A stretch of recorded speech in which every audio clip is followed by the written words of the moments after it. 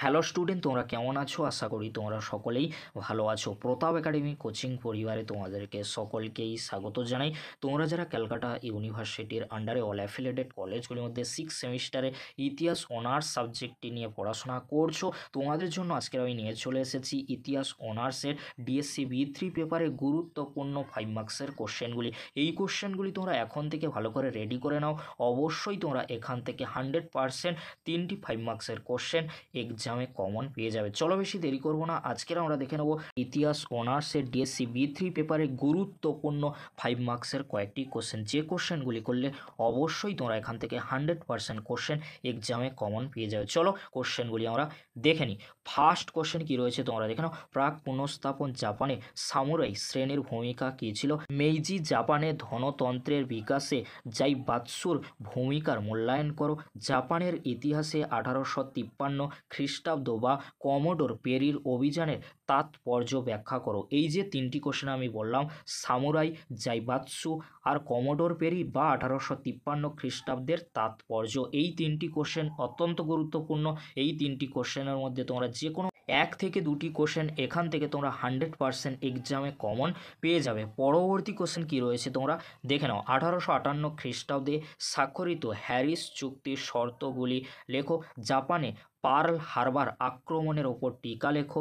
1868 সালে charter oath বা সনদভুক্ত শপথপত্র কি মেইজি জাপানের রাজনীতিতে কোনো পরিবর্তন এনেছিল? তিনটি কোশ্চেন 5 মার্কসের জন্য অত্যন্ত গুরুত্বপূর্ণ। এই তিনটি কোশ্চেনের মধ্যে যে কোনো 1 থেকে 2টি কোশ্চেন এক্সামে তোমরা কমন পেয়ে যাবে। পরবর্তী কোশ্চেন কি রয়েছে তোমরা দেখে নাও। মেইজি জাপানে আধুনিক শিক্ষা ব্যবস্থা প্রবর্তনে গৃহীত পদক্ষেপগুলি আলোচনা করো। আধুনিক জাপানে গণ আন্দোলনের ইতিহাসে 1918 খ্রিস্টাব্দের চাউল দাঙ্গা গুরুত্ব বিশ্লেষণ করো। 1905 সালে পোর্টসমাউথে সন্ধি চুক্তির শর্তগুলি কী ছিল?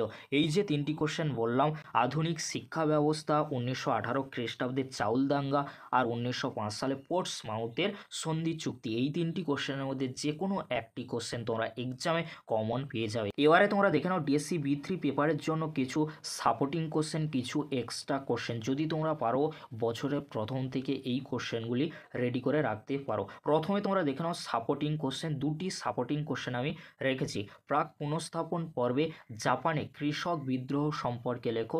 মেইজি জাপানে পুঁজি কিভাবে সংগঠিত হয়েছিল? দুটি কোশ্চেন কিন্তু গুরুত্বপূর্ণ রয়েছে, সাপোর্টিং হিসেবে আমি তোমাদেরকে দেখে যেতে বলবো। এবারে তোমরা দেখে নাও দুটি এক্সট্রা কোশ্চেন, এই দুটি কোশ্চেন তোমরা যদি পারো অবশ্যই করতে পারো। ইঙ্গো জাপান মৈত্রী চুক্তির প্রেক্ষাপট বা তাৎপর্য লেখো। এটি কিন্তু 2024 সালে 10 মার্কসের জন্য এসেছিল, তাই এই কোশ্চেনটি 5 মার্কসের জন্য গুরুত্বপূর্ণ রয়েছে। কারণ তোমাদেরকে বলে রাখি, ডিএসসি এ3, ডিএসসি বি3 পেপারে যে কোশ্চেনগুলি বড় কোশ্চেন হিসাবে এসে থাকে, সেই কোশ্চেনগুলি কিন্তু ছোট আকারে পরবর্তী ইয়ারে কিন্তু এসে থাকে। সেই জন্য তোমাদেরকে বলবো ইঙ্গো জাপান মৈত্রী চুক্তি, এই কোশ্চেনটি তোমরা 5 মার্কসের জন্য রেডি করে যেতে পারো। কারণ এই কোশ্চেনটি গত বছর অর্থাৎ 2024 সালে 10 মার্কসের জন্য এসেছিল।